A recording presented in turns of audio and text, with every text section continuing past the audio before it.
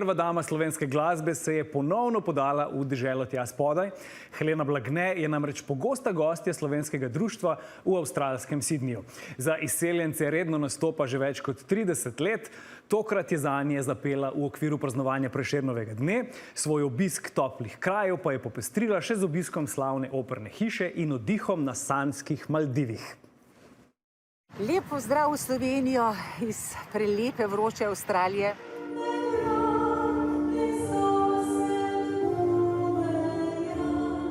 To so izjemni občutki, ko takole prenašaš slovensko besedo in slovensko pesem med naše ljudi. To so dragocena druženja našim Slovencem. To zelo veliko pomeni, so zelo hvaležni. Še posebno, ker to pomeni nek stik s svojo domovino in pa seveda kulturno identiteto. Čestitke organizatorju za lep, krasen, Prešeren, vesel večer, izjemen koncert, izjemno druženje in pa seveda nek opomnik na kulturno prihodnost, na katero ne smemo pozabiti.